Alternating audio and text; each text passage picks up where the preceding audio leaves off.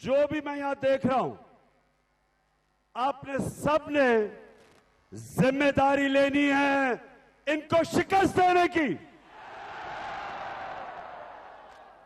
ये लोग जो वोट आपसे लेते हैं और अपने जमीर का सौदा करते हैं, अपने जमीर को बेचते हैं, जमीर की कीमत लगाते हैं, आपसे भी गद्दारी करते हैं, अपनी कौम से भी गद्दारी करते हैं, अपने आइन से भी गद्दारी करते हैं और अपने दीन से भी गद्दारी करते हैं। इसलिए आप सबने, जितने भी यहां नौजवान खड़े ऊपर, जो भी मेरी आवाज सुन रहे हैं,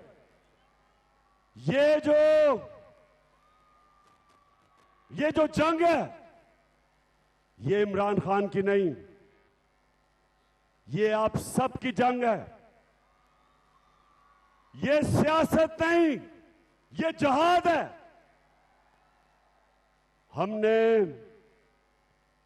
जो साजिश हुई थी,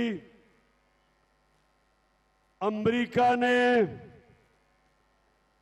यहां के जो मीर जाफर और मीर सादिक को साथ मिला के 22 करोड़ पाकिस्तानियों की मुंतखब की हुई हुकूमत, इन्होंने साजिश करके वो हुकूमत गिराई और इस मुल्क के बड़े बड़े डाकुओं को हमारे ऊपर पटा दिया। 22 करोड़ लोगों की तौहीन की, हमारी तौहीन की। अपने मुल्क में मैं मगरिब को बहुत बेहतर जानता हूं। मेरी बड़ी जिंदगी का हिस्सा क्रिकेट की वजह से मगरबी मुमालिक में गुजरा। अपने मुल्क के अंदर एक जमानत के ऊपर, जमानत पे इंसान को वो चपरासी की भी नौकरी नहीं देते। हमारे मुल्क पे एक करप्ट तरीन, एक जूते पॉलिश वाले करने को हमारा सरबरा बना दिया। बताएं, क्या आप चेरी ब्लॉसम को अपना वजीर आजम मानते हैं? क्या हमजा कुकड़ी को अपना वजीर आला मानते हैं? और क्या आसिफ जरदारी बीमारी को आप उसको मानते हैं? और आप जिसकी कीमत बड़ी महंगी हो गई है, डीजल को मानते हैं? कौम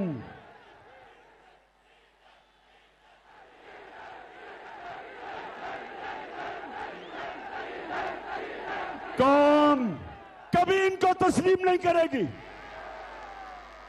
मैं आज चैलेंज करता हूं, आप जितना मर्जी एफआईआर काटें, मेरे ऊपर 15 एफआईआर काट चुके हैं, मेरी टीम के ऊपर दहशतगर्दी के केस काट चुके हैं। हमारे सहाफी एयाज अमीर जो यहीं, वो भी चकवाल डिस्ट्रिक्ट से है, एयाज अमीर को इन्होंने शर्मिंदा करवाया, उसको मारा और इमरान रियाज को पकड़ के जेल में डाल दिया।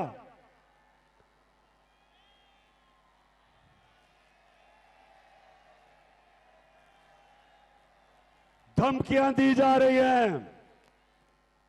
एक टेलीफोन जिसका कोई नंबर नहीं आता, वहां से धमकियां दी जाती हैं, डराया जाता है, खौफ दिलवाया जाता है। एक आदमी बैठा हुआ है लाहौर में, उसकी सिर्फ एक मिशन है कि किसी ना किसी तरह इन चोरों को इलेक्शन जिता दे। वो लाहौर वाले को भी मैं बता रहा हूं कि तुमने जो मर्जी करना है, तुम सिर्फ अपने आप को जलील करोगे। लोग तुम्हें बुरा भला कहेंगे, तुम जितनी धांधली करवाओगे, तुम जो मर्जी कर लो, धांधली के बावजूद इंशाअल्लाह जब ये बाय इलेक्शन का अगले इतवार इनके फैसले आएंगे तो हमजा कुकड़ी वापस जाओगे। मेरे खुशाब के नौजवानों, अब मैं आपको एक मैं बात कहना चाहता हूं, गौर से सुने और सामने बस बड़े गौर से सुने। अभी बर्तानिया के प्राइम मिनिस्टर को उसकी अपनी जमात ने उसको बरतरफ कर दिया, हटा दिया। गौर से मेरी बात सुने कि मौलाना रूमी से किसी ने एक दफा पूछा, मौलाना साहब इंसान तो मरते हैं, कौम कैसे मरती है? मौलाना रूमी ने कहा, जब वो अच्छे और बुरे की तमीज खत्म करती है कौम मर जाती है। ये खुशाब के लोगों और नौजवानों में खास तौर पे आपके लिए कह रहा हूं, अल्लाह ने मुझे मौका दिया सारी दुनिया देखने का। मैंने दुनिया में वो मुल्क देखे वसाइल के बावजूद गरीब, गुर्बत, और मैंने वो मुल्क देखे, स्विट्जरलैंड मैंने देखा, वसाइल ना होने के बावजूद दुनिया का सबसे खुशहाल मुल्क है। फर्क क्या? फर्क वो है जो मेरे नबी मोहम्मद सल्लल्लाहु अलैहि वसल्लम ने आज से तकरीबन 1500 साल पहले कह दिया। उन्होंने दो चीजें कही। उन्होंने कहा, जो कौम ताकतवर डाकुओं को नहीं पकड़ती और छोटे चोरों को जेलों में डालती है, वो कौम तबाह हो जाती है। जो कौम छोटे चोरों को जेल में, भैंस चोर, गाड़ी चोर, मोटरसाइकिल चोर, ये तो जेल में चले जाते हैं, लेकिन जो बड़े बड़े डाकू मुल्क के अरबों रुपया चोरी करते हैं, जब वो कौम उनको एनआरओ देती है, कौम मर जाती है, तबाह हो जाती है। कुरान में वो कहता है अल्लाह कि मेरी जमीन पे निकल के देखो कितनी कौमें तबाह हुई जो मेरे हुक्म पे नहीं चली।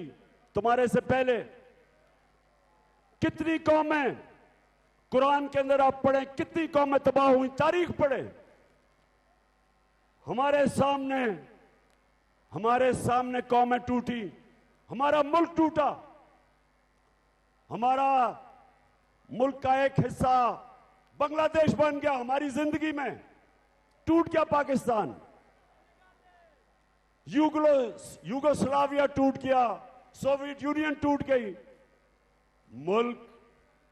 अगर मुल्क कामयाब होते हैं तो उनके कई असूलों के ऊपर जो अल्लाह ने बनाए हुए असूल, सबसे बड़ा असूल इंसाफ। मदीना की रियासत मेरे प्यारे नबी सल्लल्लाहु अलैहि वसल्लम ने अदल और इंसाफ के ऊपर खड़ी की थी। अल्लाह ने हुक्म दिया था अमर बिल मारूफ,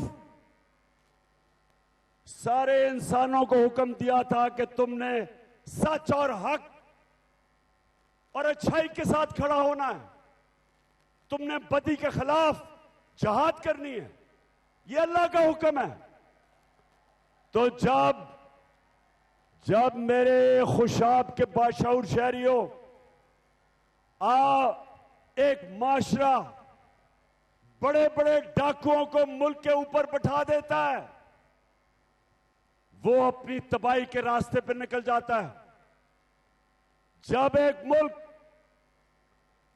शहबाज शरीफ जैसा करप्ट आदमी, नवाज शरीफ जैसा करप्ट भगोड़ा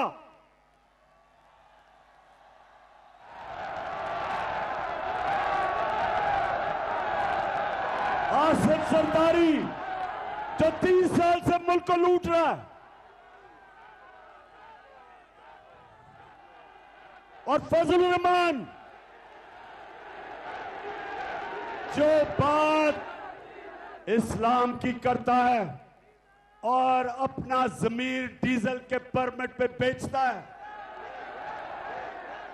जब ये लोग एक मुल्क के ऊपर क़यादत में आ जाते हैं तो मेरे खुशाब के लोगों, मेरे बहनों, मेरे भाइयों, मेरे बच्चों, ये याद रखें, वो मुल्क की तबाही, मुल्क की बर्बादी, वो मुल्क फनाई तबाही की तरफ जाता है। इसलिए मैं जो आपके पास यहां आया हूं, सिर्फ आपको एक चीज बताने के लिए कि ये जो इलेक्शन है, ये ज़िमनी इलेक्शन नहीं है। इसमें पाकिस्तान के मुस्तकबिल का फैसला होगा कि क्या हम इन चोरों के नीचे, क्या हम इन चोरों की क़यादत, क्या ये हमारा मुस्तकबिल है, या हम एक आजाद, खुद मुख्तार, एक हकीकी आजादी की जंग लड़के हम एक वो पाकिस्तान बनाएंगे जिस पाकिस्तान का नारा था, पाकिस्तान का मतलब क्या, और मेरा तेरा रिश्ता क्या, और ला इलाहा इल्लल्लाह का मतलब कि अल्लाह कोई नहीं है खुदा तेरे सिवा, किसी के सामने नहीं एक मुसलमान झुकता। और सिर्फ हम इसको शिर्क ना समझें कि मूर्तियों के सामने ना झुकना, मिट्टी के बुतों के सामने ना झुकना, सिर्फ ये शिर्क नहीं, कोई भी जो अल्लाह के किसी के सामने भी आप झुकेंगे। सबसे बड़ा बुत खौफ का बुत है। खौफ की वजह से, खौफ की बुत की पूजा करने की वजह से इंसान गुलाम बन जाता है। इसलिए मेरा अल्लाह कुरान में कहता है कि जो लोग ईमान ले आए मैं उनके खौफ दूर कर देता हूं। ला इलाहा इल्लल्लाह इंसान को गैरत देता है, गैरत देता है कि मैं अल्लाह किसी के सामने नहीं झुकूंगा। तो ये जो ऊपर चोर बैठ गए खौफ तारी कर रहे हैं लोगों पे, सहाफियों पे, सियासतदानों पे, दहशत फैला रहे हैं कि हम इनको कबूल कर लें। सुन लो शहबाज शरीफ चेरी ब्लॉसम, और सुन लो हमजा कुकड़ी, सुन लो जरदारी, तुम जुल्म करने वाले सिंध के लोगों के ऊपर जालिम आदमी, तुम भी कान खोल के सुन लो, और डीजल तुम भी सुन लो। हम पाकिस्तान के लोग कभी तुम्हें तस्लीम नहीं करेंगे। सरकार हम वो लोग हैं, हम वो लोग हैं, हम वो लोग हैं जो नबी सल्लल्लाहु अलैहि वसल्लम के नाम पे जान देने के लिए तैयार हैं। हम वो लोग हैं जो हम किसी सूरत अमेरिका की गुलामी कभी भी नहीं करेंगे। हम वो लोग हैं, अगर ये ऊपर बैठे हुए पैसे के खुदा की पूजा करने वाले, पैसे की बुत की पूजा करने वाले, ये शहबाज शरीफ, नवाज शरीफ और ये आसिफ जरदारी जिनका पैसा बाहर पड़ा है, मगरबी बैंकों में पैसा पड़ा है, ऑफशोर अकाउंट्स में पैसा पड़ा है, लंदन में बड़े बड़े मगरबी शहरों के अंदर बड़े बड़े महलात हैं इनके, ये अपने पैसे के गुलाम हैं। ये कभी ये कभी इस मुल्क की मफादात के लिए नहीं खड़े होंगे। जब अमेरिका ने हमारा एक सरबराह जब अमेरिका के सामने घुटने टेक गया और अमेरिका की जंग में हमने शिरकत की, 80,000 पाकिस्तानी हमने अमेरिका की जंग में कुर्बान किए। 80,000 कितने हमारे यहां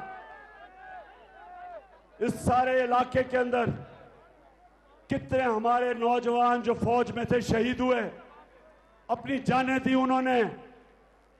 जंग किसी की लड़ रहे हैं, कुर्बानी पाकिस्तानी दे रहे हैं। हमारे मुल्क को जो नुकसान हुआ, कबायली इलाके के अंदर जो तबाही मची, 35 लाख लोगों ने कबायली इलाके से नकल मकानी की।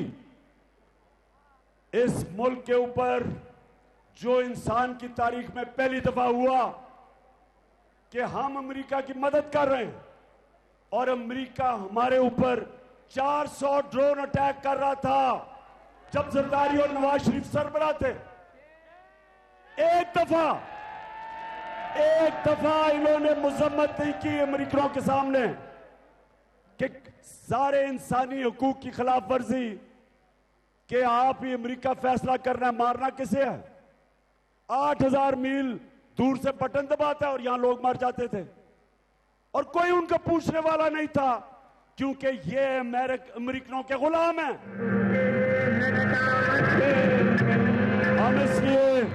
हम इसलिए मेरे खुशाब के बाशऊर शहरियों, ये समझ जाओ कि ये जो ऊपर अमेरिका ने हमारे मुल्क में साजिश करके मीर जाफर और मीर सादिकों के साथ मिलके, कभी साजिश बाहर से कामयाब नहीं होती जब तक मुल्क के अंदर मीर जाफर और मीर सादिक ना हो।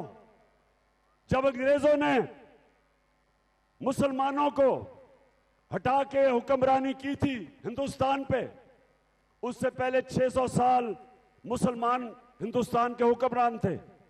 तो जब अंग्रेजों ने मुसलमानों की हुक्मरानी खत्म की तो उन्होंने बंगाल से शुरू किया और बंगाल के अंदर वो कभी कामयाब ना होते अगर वहां एक गद्दार मीर जाफर अगर वो ना बैठा होता और अंग्रेजों के साथ ना मिलके सिराजुद्दौला को शिकस्त दिलवाता। और फिर टीपू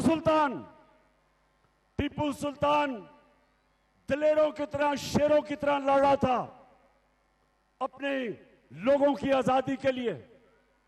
और मीर सादिक गद्दार ने अंग्रेजों के साथ मिलके टीपू सुल्तान को शिकस्त दिलवाई और उसकी शहादत हुई। गद्दारों ने इस मुल्क हिंदुस्तान को अंग्रेजों का गुलाम बनाया। अब ये फिर गद्दार उनके साथ मिलके ये चोरों को ऊपर लेके आए, क्योंकि ये चोर कभी भी अमेरिका के सामने अपनी कौम के मफादात के लिए कभी खड़े नहीं होंगे, ना कभी पहले खड़े हुए हैं। तो इसलिए ये जो हमारा इलेक्शन है, ये इलेक्शन नहीं है, ये पाकिस्तान की हकीकी आजादी की जद्दोजहद है, जंग है, जहाद है। और मैं आज आपके पास सिर्फ आया इसलिए हूं, आप सबको बताने के लिए कि आपने जिम्मेदारी लेनी है। एक एक नौजवान ने जिम्मेदारी लेनी है। वो जो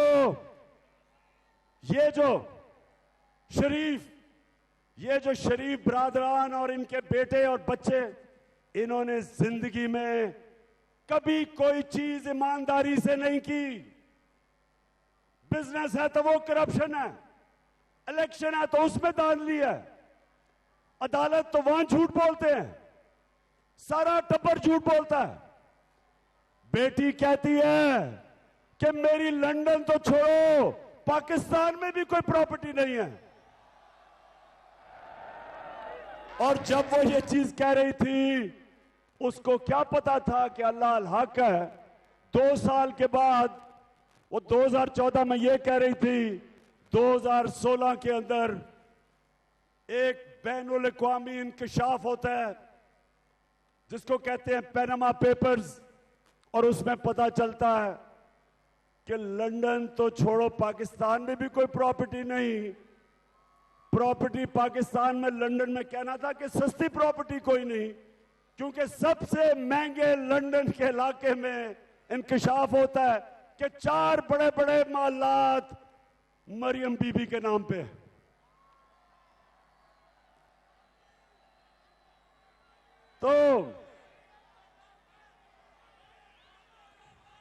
तो सुने, इन्होंने इलेक्शन में धांधली करनी है और इनके साथ वो लाहौर में मिस्टर एक्स बैठा हुआ है।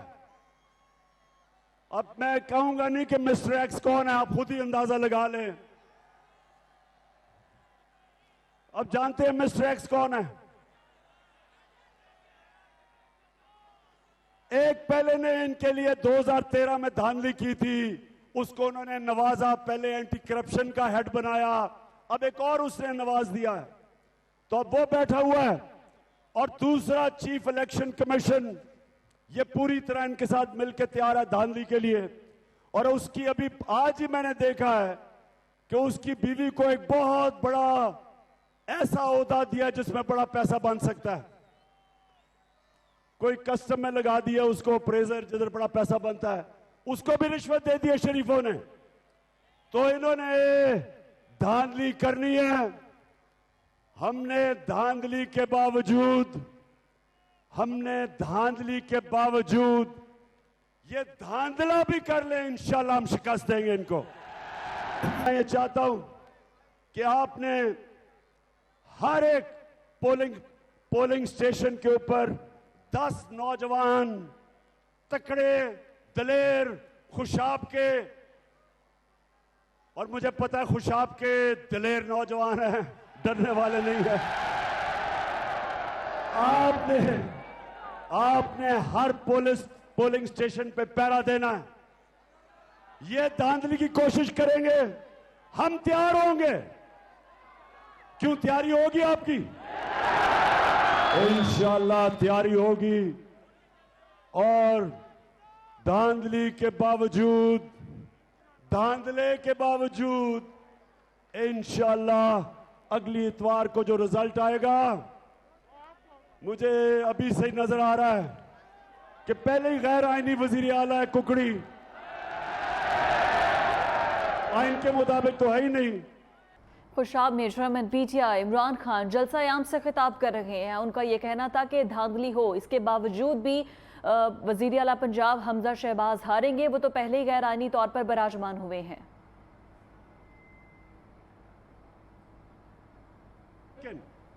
इस वक्त अगर आपने हमारे तहरीके इंसाफ का जो बल्ले का निशान है, अगर उसको आपने सबने मिलकर वोट ना दी, हमारी अगर वोट डिवाइड हो गई तो मुखालिफ जीत सकता है। इसलिए सबके लिए मेरा आज पैगाम है, आपने बल्ले को सिर्फ मोड़ लगानी है।